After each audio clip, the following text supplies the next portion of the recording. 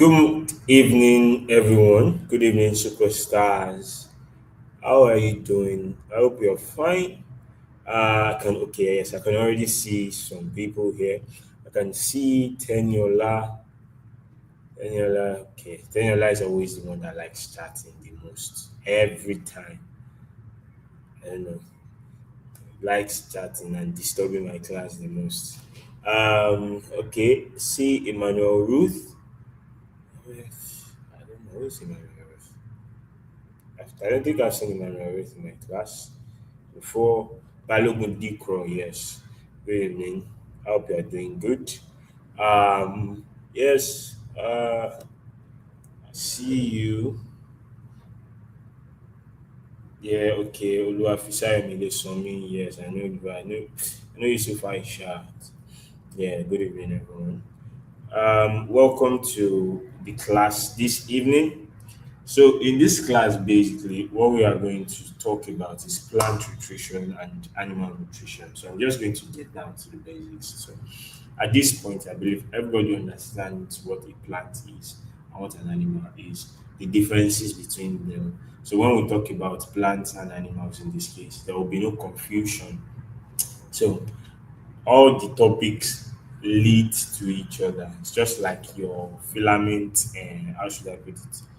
Level of organization in the spirogyra. So they are connected end to end. So from here, we see plant nutrition and animal nutrition. So what are the aims? The aim is to, number one, help you as a student to understand how plants manufacture their food. That's the first thing it helps you do. And how animals obtain, digest, and utilize food for survival. So plants, they manufacture their food. How do they do it? You understand? We already know that they are autotrophs. They make their food by themselves, sorry. And animals now depend on them to make their own to make to obtain their food or from other organisms. So how do they both do this? So now the objective is that at the end of this class, you should be able to write both the word and chemical equation for photosynthesis. You should be able to describe both the light and dark reactions. Now, you should be able to explain the necessity of light, carbon dioxide, and chlorophyll. Now, you should also be able to define what balanced diet is. Now, you should be able to list and explain six classes of food substances because we have six classes of food substances. I believe most of you guys are very, very familiar with this.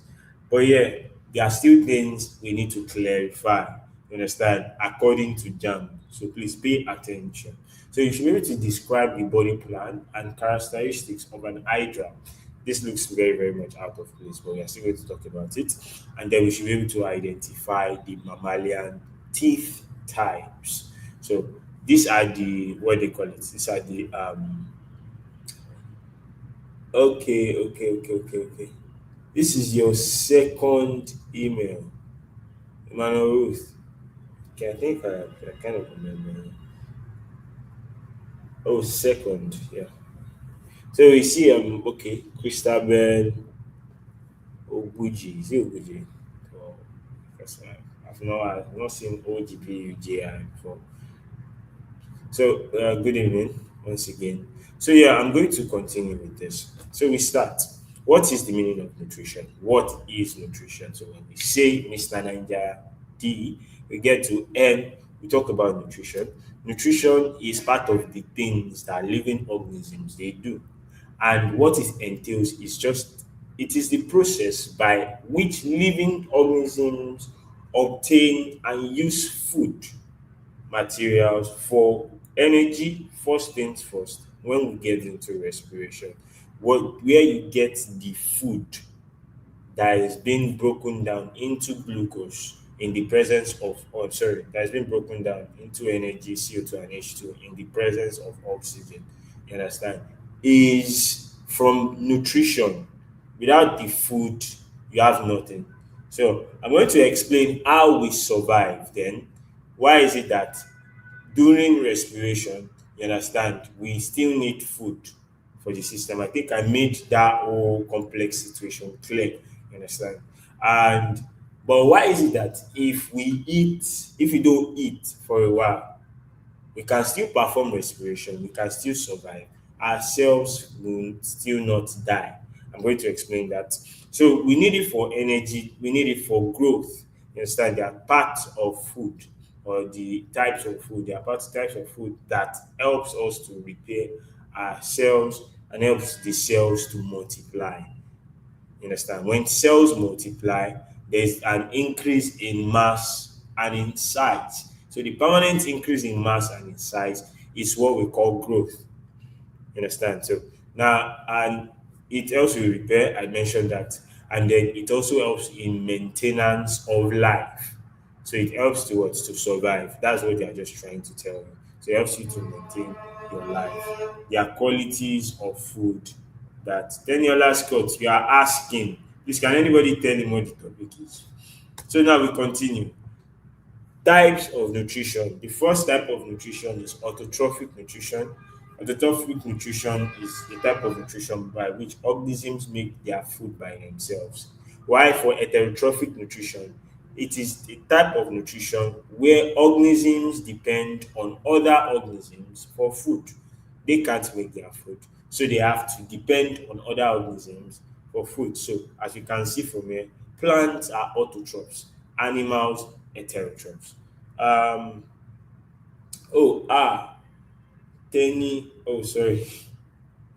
What do you call it? No, Teniola is a unisex name. So I don't discriminate. Understand? There's no, it has nothing to do with the sex. So my apologies. It's plant and animal nutrition, by the way. You get, so please pay attention. That meant that you were not paying attention initially. So now we continue. So we see plants are autotrophs, meaning that they provide their food. They can manufacture their food by themselves if they are supplied with the necessary energy. So we continue. How do they now get the supplication of the natural energy? You understand? Because for a work to be done, I'm going to take you guys into physics again and chemistry a little bit. So please pay attention. All these guys work in tandem. So I know some of you are here that you love biology. Biology is sweet, but you hate chemistry. Oh, chemistry.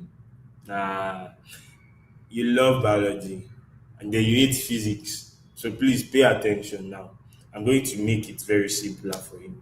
Now, for work to be done, you understand, energy is required because work cannot be done if energy is not present. So that means the work plants are trying to do in this case here now is to provide food for themselves. Where do they get the energy to activate such a reaction? You understand? Where do they get the energy to activate? Reaction is work because you have to overcome what we call the activation energy. So that is that activation barrier. You understand? Is a reaction. So let's now carry the chemistry, dunk it one place.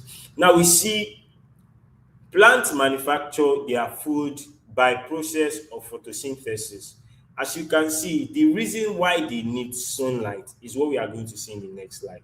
So what they are just trying to show you from these images that you see, we have the root and shoot system. Recall, I said the root system is just the root. The part that is below the ground is the root system. While the one that goes above the ground is called the shoot system. We talked about it under vascular bundles in Kingdom Plantain. If you forgot it, go back and watch it again. Now, we see that the plant, basically, where what they call photosynthesis is done is in the leaves, where chlorophyll exists the most. You know, so sometimes you also do it in their branch if it is what they call, if it contains chlorophyll. But you cannot see the fruit of the plant performing photosynthesis. You understand? So now we see what they are trying to say is that there is an absorption of carbon dioxide and there's a release of oxygen during photosynthesis.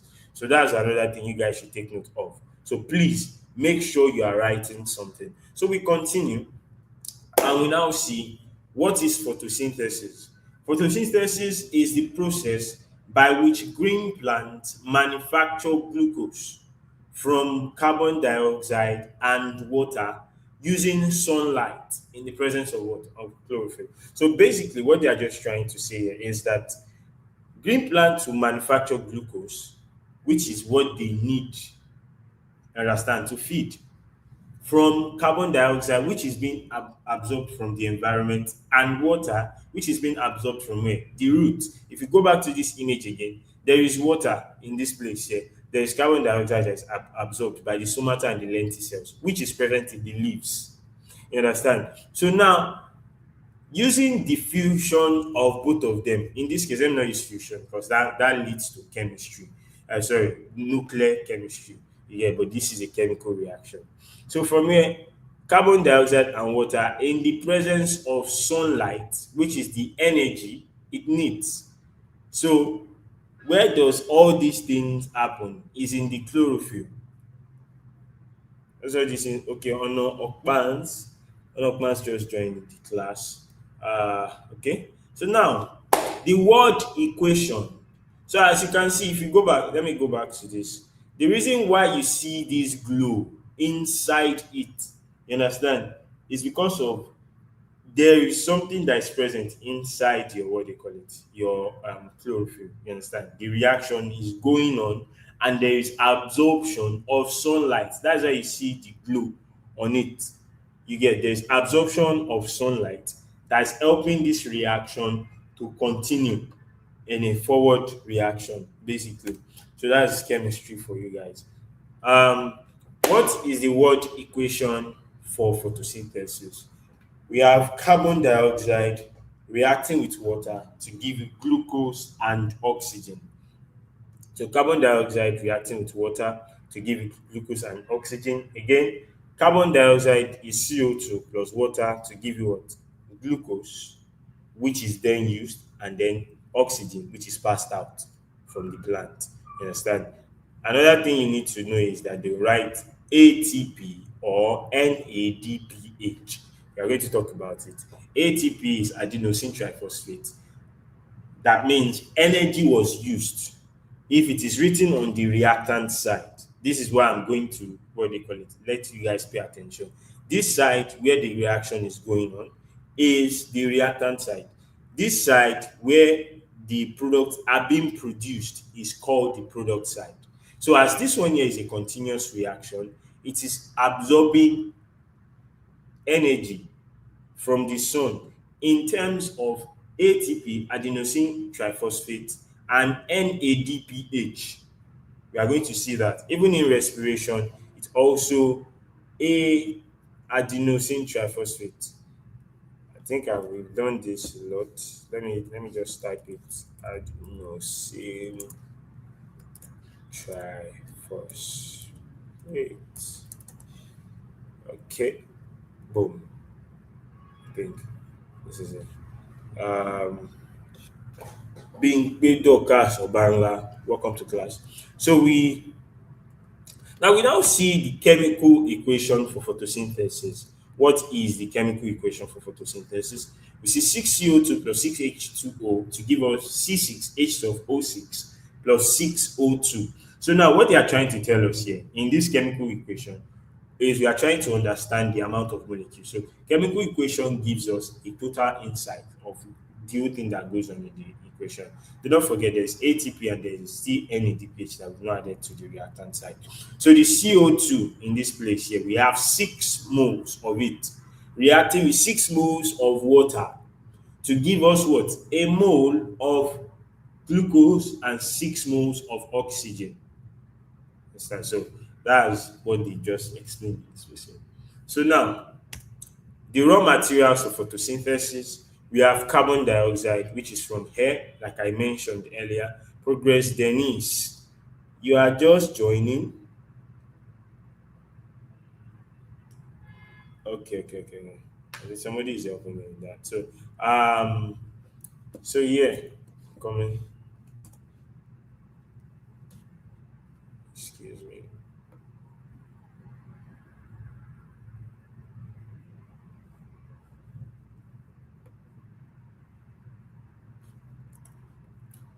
Okay, so now, late. I came late to just join the class. So now let's just go. I've already said it that I'm not going to wait for anybody when I start class. So make sure you join very early. I understand some of you are people that um you go to maybe classes during the day and therefore you have to come back and you know it affects your what do you call it. If you cannot, you guys didn't make it to English class. English is very compulsory for everybody, by the way. You understand? So if you didn't make it to English class, then there's a big deal. You get so. Yes, now we'll continue. So we see carbon dioxide is gotten from air, and I said it is accessed by the plants through their stomata and their lenticels, which is like an opening on the surface of leaves. You understand? Now we see water is gotten from the soil via the roots. So then we now see sunlight, which is used for the activation of this thing, and we call it photosynthesis. So synthesis is production of something. Photo means that it uses what? You know, solar energy. Oh yeah, solar radiation. Anyone of the two. So now we now see chlorophyll is the green pigmentation that traps the energy from the sunlight. You understand? So I think that's even one way they were able to model your solar panel. So they modeled it according to. So if you guys understand, I know some of you are people that you are very very inquisitive. So you understand the working mechanics of a solar panel. You understand that they have what they call it dyes that are present in your solar panel that get excited when they are exposed to the sun. And because the electrons are moving very, very fast, it creates a stream of electricity. You get that's how your solar panel works. It's the same thing that is going on in this place here. So the green pigment activates the reaction by trapping what solar energy or solar radiation. So Audrey John, welcome. Red Knox, give me up. Is that your name? Okay. Yes. So from here, we now continue. We can divide the photosynthetic reaction to two types of reaction. The first one is the light reaction.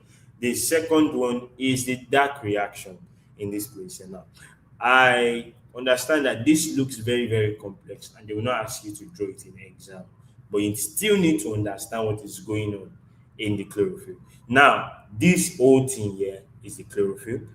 Everything that is present here, as you can see, we have the photosystem 1, photosystem 2. What is going on here? So you see, as I said, it's what captures photons from the sun. In physics, photon is a unit of energy. You understand? You call it like packets of light. You understand that? Excite electrons. So I'm not going to take you deep into that. This is biology. This is not physics. So there is something we call the thylakoid in your chloroplast. So the thylakoid is this green guy. This whole green space is your what? Your thylakoid. I believe everybody can see my image from here. So we have the thylakoid here, and then we have the stroma, which is like this pink place here. You understand? Now this here is a what they call it. Should I call it the vertical section? Dorsal section. Okay, so basically we've been able to Dumbarin. Welcome. You guys are just joining now. We just started. So we see in the thylakoid of the chloroplast, it absorbs sunlight. So there is a sunlight. Yeah, sorry, it absorbs the sunlight, and by that it splits water into hydrogen and oxygen. Electrolysis, by which what they call it, water is split using this guy.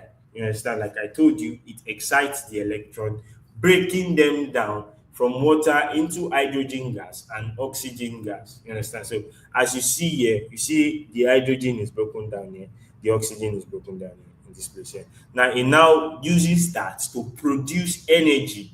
You understand? Because energy is in chemical energy also can generate some things. We'll talk about them later. So we see it produces ATP and NADPH, which is the energy that is needed for the reaction. So ATP is adenosine triphosphate, like I mentioned earlier, while NADPH is nucleotide Nicotinamide adenine nucleotide.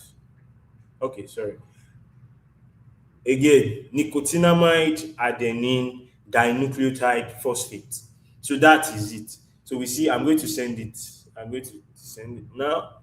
See, okay, yes. Nicotinamide, okay, okay. Uh, Nicotinamide adenine dinucleotide phosphate. So basically, that's just it. I've sent it to the, what do you call it, to the comment box. You guys can go and check it inside it. So all these things here, they are units of energy. As you can see from this place here, we have the NADPH. As you can see again, we have the ATP. Understand? Now, what then happens in the dark reaction? So in the dark reaction, it occurs in this stroma, this pink place. It occurs there. So it does not require light directly. You understand? It's not like it happens in darkness per se.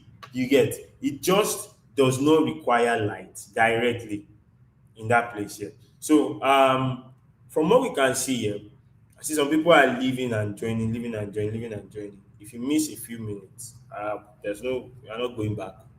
You get. So please make sure you stay logged in. I want to believe you guys are listening. Please, if you are listening, let me know. Can you signify by just sending a sticker? Send a sticker emoji. Excuse me.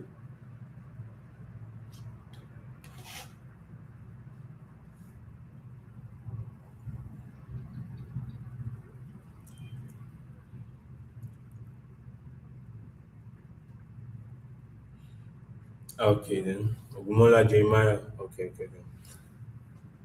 Classic damsel. All right then. So now we continue. So we are able to see in this place here that we see that it occurs in the stroma of the chloroplast. That's the first thing you need to understand. It does not require light directly. Take that into mind also. And then it uses adenosine triphosphate and hydrogen to now form glucose. Understand? So that's what goes on here. You see all this whole thing that is going on in this place here, where you see carbon fixation and so on and so forth. So basically, you don't need to know anything about this Calvin cycle. Calvin cycle is a different thing. It's way ahead of your level. But all these things are what happens in the stroma. So for a what? A dark reaction. So that's it here. It's also the same thing as you can see from here. So now, the necessity of light. Necessity of light. Why is light useful for a reaction? So please give me a second. I want to increase the lighting so that you guys can see my face very well. I'm coming.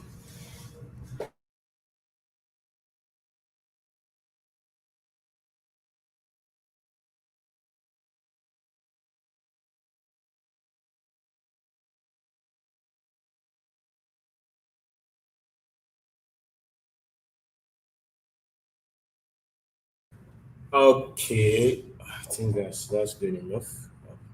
Yes, now we continue. So, why is light necessary in the reaction? You understand? So, why is it that it cannot be done in the darkness? Why is it necessary? You understand? The first thing is the fact that without light, photosynthesis cannot take place because energy is needed to do it to split water. So we've been able to see it that the energy that is needed to split the water is gotten from what? From the sunlight. So we now see the necessity of carbon dioxide. So carbon dioxide supplies the carbon which is used to build the glucose. So if you go back to the reaction here, now if you look at this, you see that the 6 moles of carbon that is present here is the whole thing that is donated to your what? To your glucose. You get so carbon is necessary in that way. And what's this image?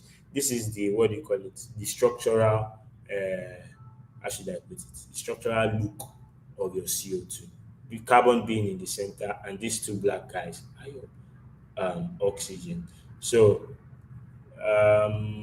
explaining what they are to use for chemistry, I'm not going to do that. So, we see what is the necessity of chlorophyll. Why is it that, not just any part of them can do it. You see, chlorophyll now traps the light energy that's required for photosynthesis. So if you look at the way it is being made, look at this, you see the way the structure is. You go back to this place and you look at this image, you see the way it traps, you see the edges are lit up like there is what they call it. God is wonderful, by the way. So you see the way it traps energy, and why you are seeing bubbles in this place here is because there's a reaction that is going on inside that's being powered by what? By the what they call it, solar energy. So from here, um, we've been able to see the necessity of both sunlight, we're able to see of carbon dioxide and chlorophyll. So now that brings us to the end of the nutrition of plants in this place here. Now let's now move into animals. Animals, we know they feed on other organisms, you get. But what do they feed on, basically? The first one, we call it a balanced diet. Now, some of you eat food, you get. Some of you eat food, some of you eat correct food. But you guys do not eat it in the proportion by which they should be eaten.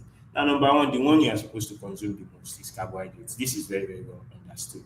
You get the proteins have a very, very natural value.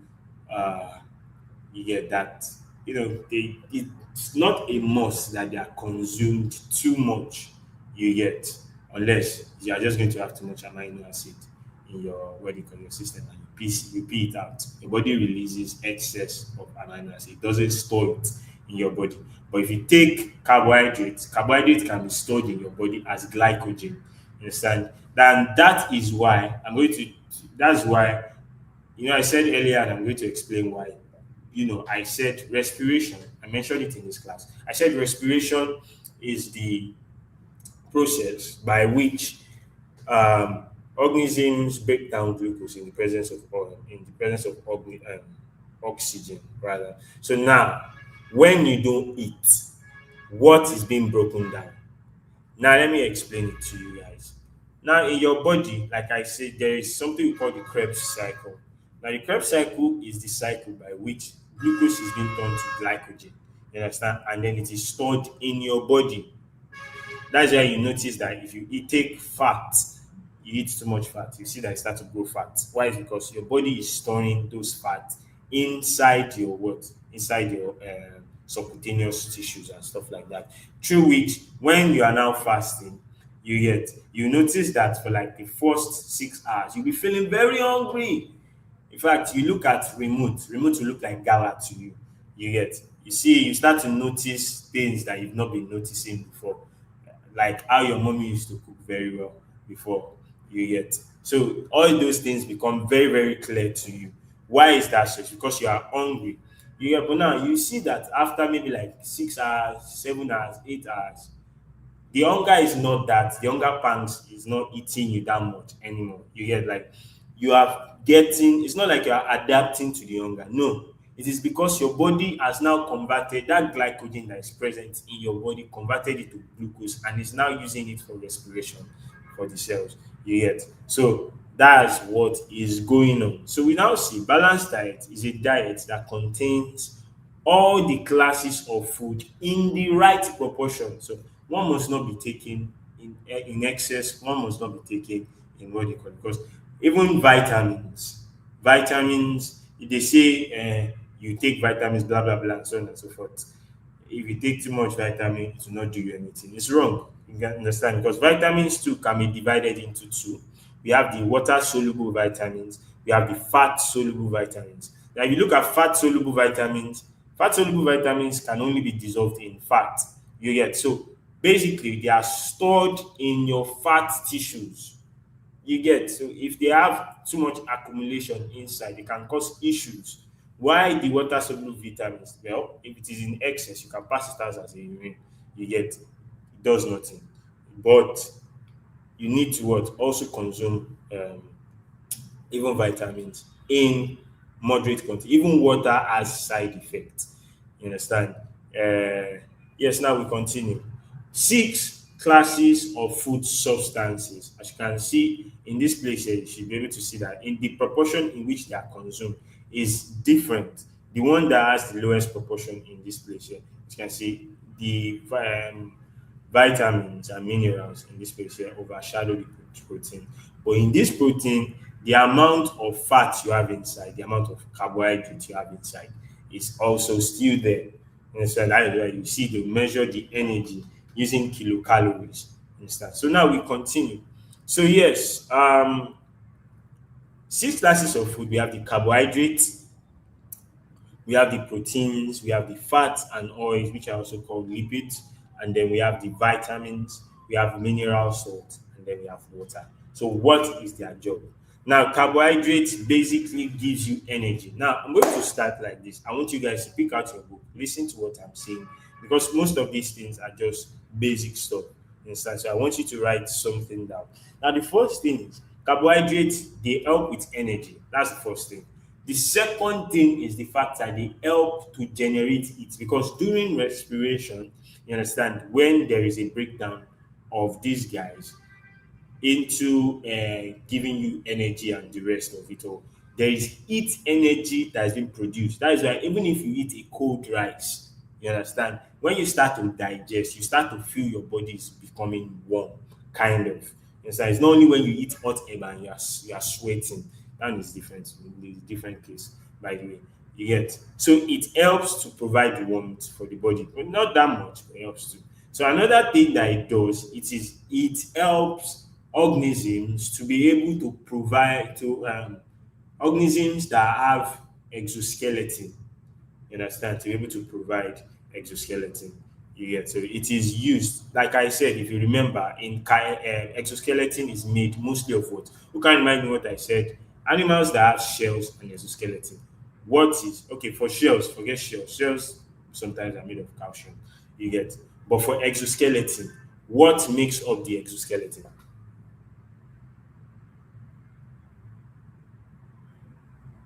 What is the compound that makes the exoskeleton up? Can remind me? Kite. Thank you very much. Noah. This is the first time I'm seeing you in my class. So who is Noah? Kiting, Marianne. I'm seeing new faces in this class. Thank you very much. Nice to see that you guys are following. So this chitin here is made of what? Of what do you call it? Of carbohydrate. Now the fourth thing that it does is that it helps you to create mucus. Uh Now what is mucus useful for? Mucus is useful for, the, like I said, in your lungs have to be slippery. You understand? It has to, number one, be wet and slippery. And the second thing is it has to have a large surface area inside. So all these things here, mucus is being generated by the use of carbohydrate. Although it is a long process because most of the thing that makes mucus up is glycerin. Understand? So yes, nice. Everybody is following. Alex, I'm seeing faces, people I've not seen in my class before. Why is that so? It's looking, maybe it's because I'm using this. Anyway, so no problem then. So now we see the second one is proteins. Proteins, what do proteins do? They help with growth. We've been able to talk about the growth. Now, why do they help with growth? Because cells are proteinous in nature. You understand? So absorbing protein helps them to be able to build up their structure, helps them to be able to undergo binary fission, thereby increasing in size. If they increase in size, you as a composite of your cell also increase in size and mass. Your bone increase in size, increases in density, and so on and so forth. And therefore, you start to grow. Now, that permanent stage of cells increasing is what we call growth. You understand? It also helps to repair tissues. You understand? So, in cases where tissues are worn out, you understand, it repairs them when you have tears of tissues. Maybe, for example, it's not only when you lift things, you get sometimes you might even just stretch your arm and you've torn a tissue in your body. You get what fixes it for you is that if you have injury on your skin, if you consume proteins very well, it will heal very, very fast. You get, of course, you also have to have collagen present in you. So we now see Fat and oil helps for energy storage. Now, the first thing I want to let you guys understand is that the energy factor of fat and oil is higher than carbohydrate. That's why they always advise that you take fat and oil very, very less than you take carbohydrates. If you eat rice for a very long time, you might not grow fat. You get. But say you start to take fat and oil, you start to eat all these chocolates, all this, what they call it. Before you know it, you are buffing up in weight. Why? It's because both of them are still providing the same thing, but then the excess fat is going to be stored in your tissues. You understand? So for a time when you are going to need it. Yeah, so that's why fat and oil, the what do you call it? They are not advised as energy giving food in this case. But if you look at athletes when they run, you see them, they give them a calorie bar. The calorie bar there contains very, very high fat and oil, you understand, that can be burnt. Yeah, so fat and oil are they possess more energy value than carbohydrates. So from this place here, we now see they also help in energy storage. I've said it, conversion of glucose to glycerin. You understand? It then stays, sorry, glycerol, it's not glycerin, excuse me. So it stays in your tissue. You understand? And when your body needs it, it then converts it instantly. So that I think that's the difference between people that eat, you get, and sorry, people that eat and don't get fat. They eat a lot but don't get fat. Why people that eat a little but all of a sudden they are getting fat? Why? It's because of what? Some people, they use it instantly. You get. Example, like people like us now, like teachers. You rarely see a teacher that is fat. You get, because most of the times we are talking, talking, talking, talking, talking. You get. So that's an example. The reason why it's not like I don't eat. You get. So some of you are already looking somewhere behind your screens. I can see people. So now we have vitamins. Vitamins, yes, fat and oil also help in heat generation. They help to keep your body warm. If you see people with lots of fat on their skin, you see they don't really get cold like that as compared to people that are skinny and stuff like that. So that's another thing for you guys to think about. How do you want to look like? So now we now see vitamins. Vitamins are number one for regulation. Regulation of what? Regulation of body processes in this case. Why? Is because they contain vitamins. Now vitamins are chemical compounds in this case. For example, you see your vitamin A. What is vitamin A? Retinol. What is vitamin B12? Thiamine, riboflavin, so on and so forth. All these things are chemicals. I'm not going to go into vitamins for you guys in this place here. I think there's a topic that we are going to start to talk about vitamins A, B1, B2, B3, B4, B6, B12. We're going to talk about vitamin K and so on and so forth. So we now see the differences between water soluble vitamins and fat soluble vitamins in this case here. So now they help with a lot of things: regulation of your body system, help with regulation of your eyesight if it is vitamin A. Vitamin C helps with your skin because it contains collagen a lot. You get. So that's why you notice people say what they call it. It also helps with like things like rickets, scurvy. It helps with your teeth. If you don't have strong teeth, it meant that maybe as a child you didn't take lots of vitamin C. You notice some of us when we were kids, your mom will come on, take vitamin C. You guys are gonna be stealing vitamin C behind your mom's back. You get. So yes, they help with this regulation. So now we have mineral salts. Also, yes, vitamins help to fight against pathogens in the body. So they strengthen your white blood cells, which is called your immune defense system,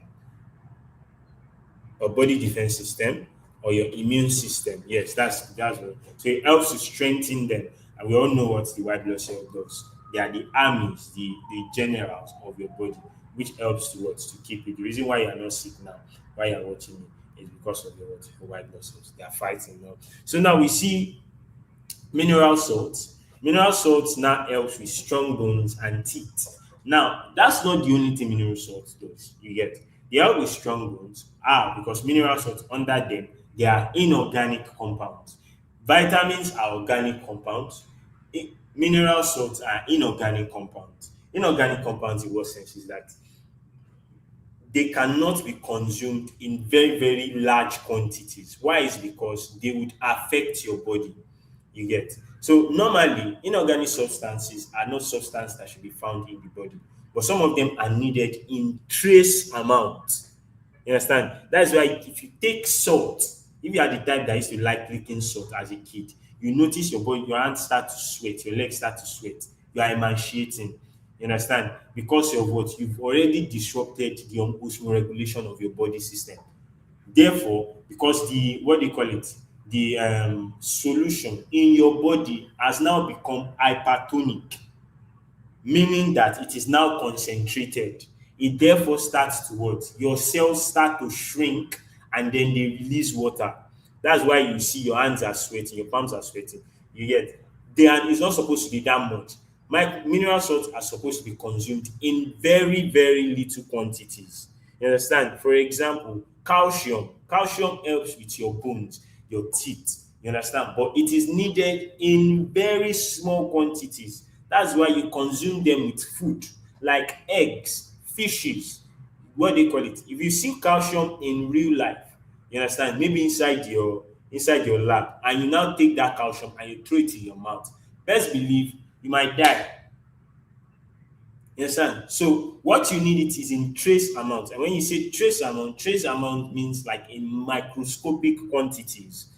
You understand? So the microscopic quantities perform enough job in your body and they can be found in all these places, like I mentioned earlier. So another one is your magnesium. Magnesium that helps with your teeth. Also, magnesium also helps with your what they call transmission of information. The one that helps the most is your sodium inside. So sodium helps a lot. That is why you see that people that work out in the gym, they take water that what they call it that contains what we call you hear electrolyte water.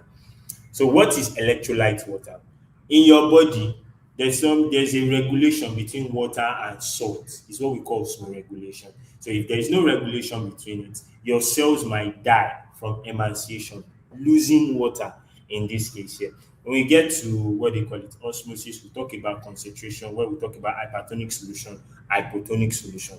Now, your body makes sure that it balances the what do you call it the ratio between the water and the salt of the body. But now say for example you were running in this case here, you are running, you are sweating. What you are losing at the same time, you are losing water and salt at the same time. That is why you have to replenish it. Some of them they drink what? Electrolytes, water. You get. That's why you notice all those footballers during maybe like halftime, they'll go and carry water and they drink. It's not just water, it is what? It is electrolyte water. So now we continue. Water is a medium of reaction. Water is a medium of reaction. So I believe in secondary school they told you that water helps with digestion, number one. And you guys thought maybe it's because it helps to soften the food so that it can digest very fast. No, you understand? Now if I take you to chemistry, I see some people are leaving the call. Then we would have people asking me questions at the end of the class.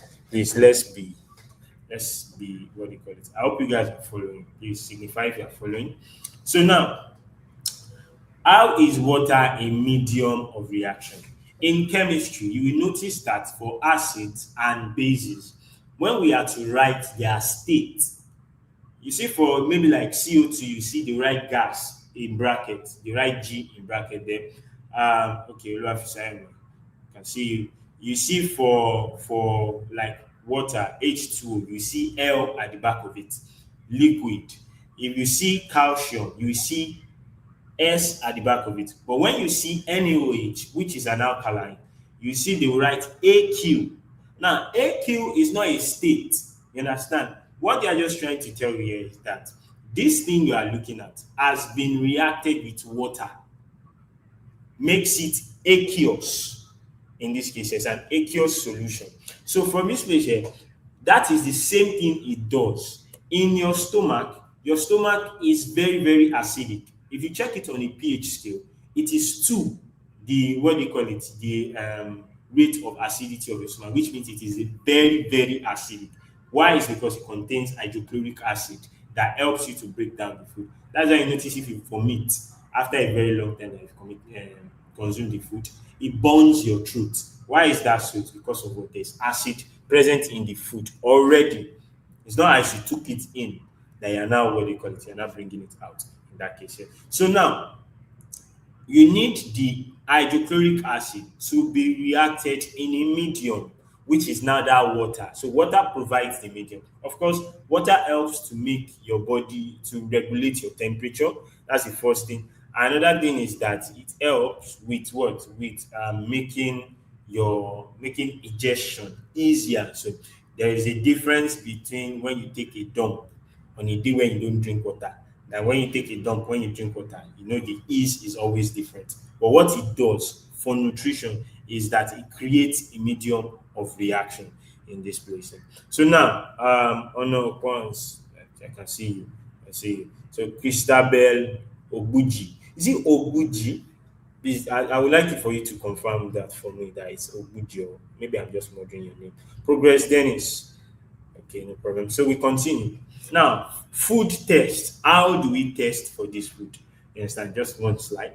So we can test for starch under carbohydrate by what? By using the iodine test. So in the iodine test, we'll see, as you can see from this image, this is iodine without any starch inside. And this is iodine with a starch inside. Now, why we have this here is we call it a control test. Control test is what we use to compare in comparison, you understand? So in this place here, because there is starch present, it changes towards blue-black. Understand? So as you can see, if you look at it at the lower side, it looks black. But when you look at the meniscus at this place here, it is like blue. You get. So now we have for sugar. How do you test for sugar? You use the Benedict solution. So when you add the Benedict solution, it turns brick red for sugar. So sugar are simple carbohydrate, while what do you call it? Starch is complex carbohydrate. So you are going to do that in chemistry. Okay, so Buji. All right then. Okay. So thank you for clarifying that. So now, protein, we have Burette test. So Burette test, they add what we call the Burette solution, and then it turns the solution to purple. So when it turns to purple, it means that there is presence of what? Of protein. So now we can also test for fat also. So we use fat by placing it on, we test for fat by placing it on a filter paper. Now we test for fat and oil by doing that. Oil is, if you pour oil on a filter paper, it turns it translucent. If you understand what translucent is, it means that you cannot see through, but light can pass through it. You get. So that's what we call translucent. So it turns the paper translucent. So that's just how it is. As a test for fat. Now we want to talk about the hydra, like I mentioned in the what do you call it? In the objectives. So now if you remember very well, under the phylum under the kingdom Animalia, we talked about the PCP-NAMEC. If you remember, I gave you that mnemonic device, PCP Namatic. You understand? And I said the first phylum is your Porifera. Now the second one is your Coelentrata, under which I mentioned the hydra in this place.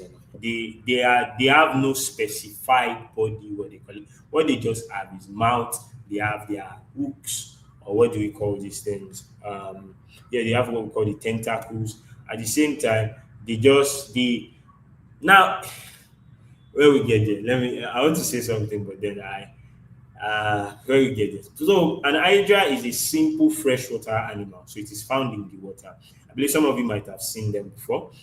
If you have not, no problem. So, as you can see, it has no body segmentation. If you notice very well, we start to get into like the annelidas, the The annelidas being the, what they call it, the roundworms, the nematodas being the roundworms with segregated bodies. You understand? Before we start seeing a complete digestive system. Yes. So from the porifera, coelenterata, the platyhelminthes, all of them do not have a specialized digestive system. You understand? So there is no anus in this guy. It passes out feces from the same place that it passed out. So if you want to test for fat, you are not going to be testing for it in biology. You go and do that in chemistry. You get. So it's not. I'm not teaching you the chemistry part of it. You guys are going to do that when you get into chemistry. You get. I'm very very sure they're going to teach you guys. So again, we continue with this place here. So as you can see, imagine passing out fishes from where you eat from. I know that's disgusting, but that's what they do. You get. So they feed on this place here, and then they pass out. So they are also hermaphrodites, meaning that they possess both testes and ovaries on their body, and then you can see they give birth to their young ones by budding. You understand? So they bud and then it falls off, and then it starts to live its life. So we now see that's radial symmetry. Again, you see when we cut it like this, it is what they call it is it's radial. So we see the tentacles. It has tentacles. It has mouth, which is used for feeding at the same time used for, excuse me. So we have the gastrovascular cavity. So instead of possessing the esophagus, the stomach, cloaca, and so on and so forth, it possesses just the gastrovascular cavity where the absorption takes place, and then it has one body opening, which means that even through defecation, it passes it out through his mouth. So yes, that's how an hydra fits. That's the body plan of an hydra. So now when I want to talk about the mammalian teeth, what are the types? We have the incisors, which is used for cutting. They are the four tooth in the human that you see first. This one here is used for cutting. Now we have the canines, which is used for tearing. There's a difference between them. So cutting can just be what they call it. Maybe you are eating rice and then you want to like measure the amount of rice you are eating. You bite into it, or probably you want to eat chicken. You get what they call it. If the chicken is tough enough, you use your incisors, your canines rather, which is now used for what? For tearing. Yes, so it's used for tearing. And then we use the premolars for grinding. You get. So the premolars, in this case here, as you can see from the image, they have both the properties of the canines and the molar. You understand? So they help to tear this food and also grind them. You understand? That's why you notice at their edges, they are sharp. If you can touch your premolar now, you see that they have more pointy edges than your molars. You understand? Why your molars are just sitting down there, they are just what? They are there and they are used for what? For grinding, crushing food. You get. So now, these are the what they call it. Now I want to explain the dental formula. What is the dental formula? In this case here, we see for man is 2, 1, 2, 3. So what do they mean by this? Is the fact that if you go back, let's go back to this image, and I take a quadrant. Now, please pay attention. I take a quadrant. I thought my hand was very straight. So I take a quadrant of this teeth. You understand? As you can see, in a quadrant of it, I have 2 incisors. So quadrant is what we are just trying to do here is, as you can see, we have what we call the bilateral symmetry. So if I take a bilateral symmetry of this teeth here, I will see that it is the same number of what they call it, of teeth I have on the side. That's why it's called a line of symmetry. A line of symmetry is a line that divides anything into 2 equal halves. So that's what we are trying to do here. So because it's symmetrical, we have 2 incisors, we have what? 1 canine, we have 2 2 premolars and 3 molars. That is why you see 2, 1, 2, 3, 2 incisors, 1 canine, 2 premolars, 3 molars. So if you look at a sheep, as you can see the dentition of a sheep, the incisor is possessed at this edge. So it is not in the dental formula at all. You get. So what they have here, you have 0 incisors, zero canines, we have what? They have three premolars and three molars. Why is that so? It's because they are, what do you call it? Um, their dentition is used for just devouring plants. You get, they use it for devouring plants, and because they are herbivores, you get, they do not need the use. So it is also a part of adaptation. So we see for dogs have three incisors instead of just having two like us. So for their canine is still one, for their premolar is four because they have to crush, and then for their, what do you call it, molars is two in that case. So we see the reason why this one is four is because, like I said, the premolars also have a pointy edge that can also be used for cutting. You get, so that is why they need it, because they are what? They are carnivores. You get, so now this can also help us in another way. If you look at this, if I do 2 plus 1, that gives me 3. 3 plus 2 gives me 5. 5 plus 3 gives me 8. So 8 times 4, because I divided it into 4 parts, that is a quadrant. So 8 times 4 is what? Is 32. And that's why you know a grown adult, that's tautology. An adult has 32 sets of teeth.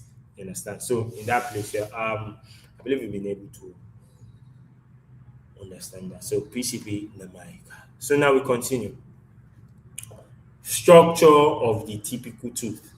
What is the structure of your typical tooth? We have the crown, which is the calcium-rich zone. You understand, that protects the ones that are lying underneath. The enamel, which is the sensitive part, understand, and then the dentin, which is the one that is full of nerves that are present inside, and then the pulp cavity that supplies the nerve into your teeth, and then we have the root. You get, so that's why you notice that sometimes when you drink something cold, it affects your teeth. It's because of the enamel which is present inside. So as your teeth starts to wear off, it exposes the enamel, and therefore, propagation of cold via convection, via conduction, you see that the cold starts to enter. And then if there's one thing, a nerve ending is the most painful part. Okay, that's why you start feeling somehow when you drink something that is extremely cold. So if you can see from this place here, the teeth is divided into two. The crown, where you have the enamel. Again, we have the dentin. The dentin is the fleshy part. You see, when you remove your teeth, you know that part that lingers. You understand, that place that you can just use your hand to flick inside your teeth. That is like one pomade that is inside is your dentin. Then we have your pulp. You understand? The pulp is there. The pulp is this guy that's inside it. And then we have your gingiva, which is the, what they call it, the meat, like your gum in this place. Here we have your root canal, and then we have your cementium. The canal, like it says, is an hollow place inside your, what they call it, and that's where they start to destroy your teeth from the inside, basically. So now we have the cementium, which helps to, from the name, hold it in place. And then we have the bones. You get, so we have the bones that are basically lying underneath. So under it, we have the blood vessels, and the nerves, which is why it pains you and blood comes out when you yank your teeth out. Omobolanle Adediji, you're just joining. Oh well, we just started. So we see the alimentary canal. Welcome to class, by the way. So the alimentary canal, what is the alimentary canal? The alimentary canal is the whole part of the system that is used for nutrition, from the ingestion to the egestion. So we see the mouth, the esophagus, which is not the same thing as your larynx. You understand? So your larynx is your voice box, is the one that connects you, or you call it your trachea. You get, your trachea is this guy, this long guy here. That's very, very solid. That's in the front. Your esophagus is behind it. And so that is why they will say, do not talk while you are eating. You get, because there is a, what they call it, tendency that food might enter the breathing hole. So we now see the esophagus is fleshy as compared to your thorax. You understand? When you compare it to your thorax is more bony. If you touch your throat very well, you see it's more bony. it has what we call what they call it cartilages, also lots of cartilages there, which enables it to vibrate, thereby creating voice for you. You get. So we see the stomach is the next one here.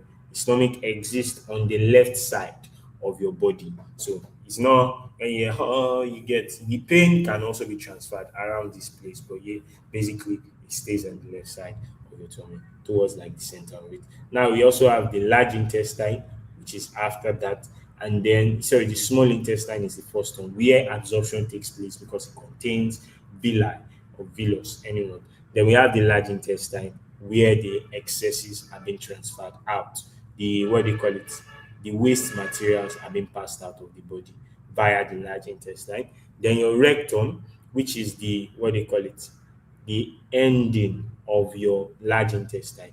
Then your anus, which is the opening of the rectum. So that's those are the things that are there. Okay, is it possible to zoom it? All right, then. I mean, I feel like this is maximum zoom by the way. It's just going to cut the images out, but let's still try. I think this should be okay. Should be okay. Yeah. So as you can see, the sublingual gland, we have the parotid gland. We are not talking about glandular system, by the way. So I'm not going to talk about those ones. So we have the esophagus, we have the liver, the stomach, the gall, which is there, supplies the gall, which is hidden under your liver. So the liver is the heaviest part of your body. You get that's another thing you guys should know. So we have the pancreas, we have the large intestine, and we have small intestine, the rectum, and the anus. So I believe you guys have been able to see it. Emmanuel, Ruth, I'm going to have to uh yeah. Uh, so yeah. So it's going to continue. So now we see the accessory digestive organs, which are like basic digestive organs. What helps with the aid with the digestion? So from here, what aids with it is number one, you have the salivary glands. The salivary glands are in your mouth, like for your what your tire lip.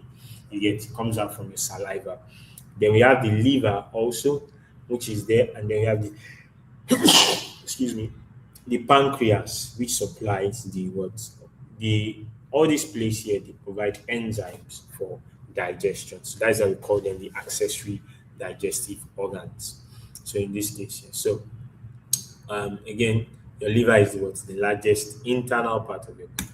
So it contributes about I think 20% of your weight. I don't know. So now digestive enzymes and actions. So we see the amylase. Amylase is an enzyme in your body.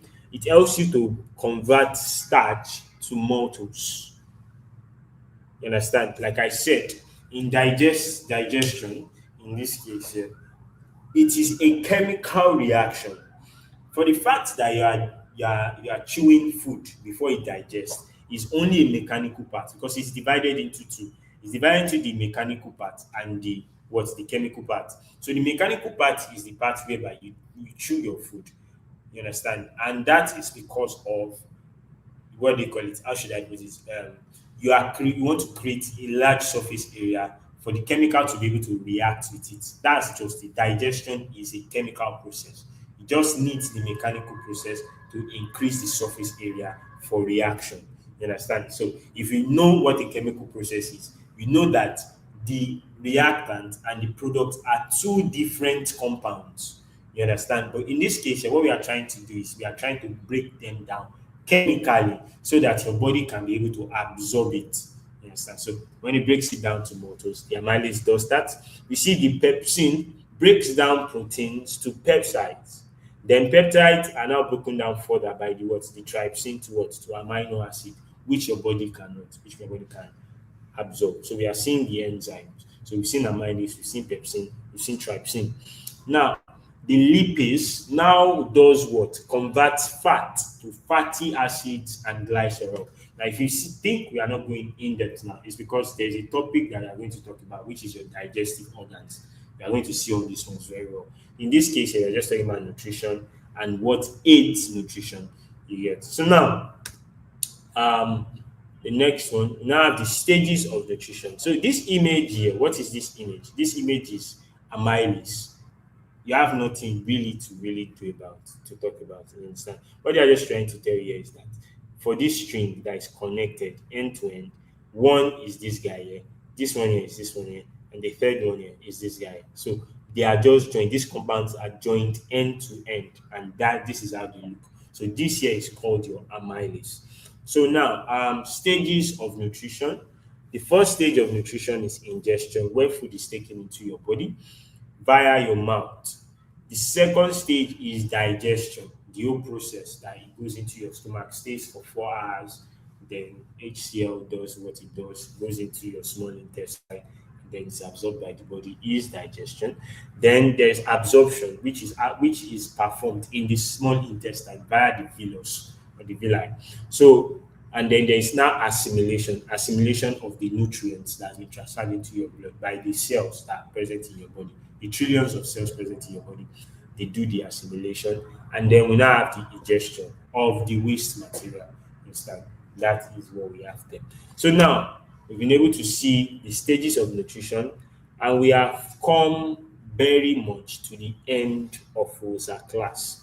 So what do you have to know is that you have to memorize photosynthetic equations, uh, know what it is, what happens there, know the meaning of ATP, know the meaning of NADPH. Then you need to know food tests. So how do we test for this? How do we test for that? You understand? Then we need to know the dental formula. I believe we've been able to do what you call it. But you can go ahead, check for other animals and see. Even in your past questions, you can be able to see, you can see them inside. And then we now see, you should be able to understand enzyme actions.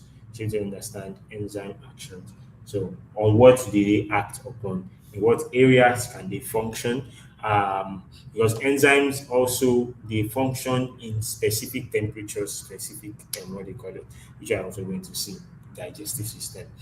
So, but for this topic, just understand what they work upon and what is the end product you get. So, yes, we have now come to the end of the class. Does anyone have a question?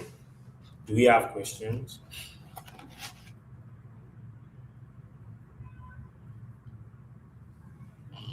Excuse me. Does anyone have a question?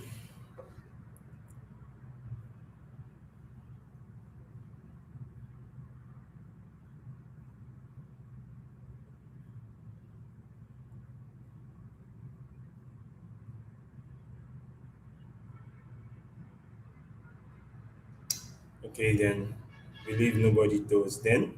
So since nobody does, they would call it a day. Okay, Christabel. So we'll call it a day. Okay, you are welcome, Christabel Oguji. Um, yes. So one thing I would like to advise, like I always say in every class, is try to check up questions. Um, no, there are not things to do in Padlet. I apologize for that. I wasn't able to create some questions yet due to some circumstances. So, because of this, Adiremi Paul, you're welcome. Because of this, I promise probably in the next class we'll be able to do something on it. Please make sure you're practicing questions by yourself. I've always said it, the effort that matters the most is the effort when nobody is there. You get. So yes, without any further ado, I'd like to call it a day. Emmanuel Ruth, you are welcome. Adiremi Paul, you are welcome. Progress Dennis, you are welcome. Obuji, you are welcome. How do you access the Padlet? If I need you to access the Padlet, I'll let you know. You get. Until Thursday, we'll be meeting again. And then, till then, peace out, guys. Bye. See you.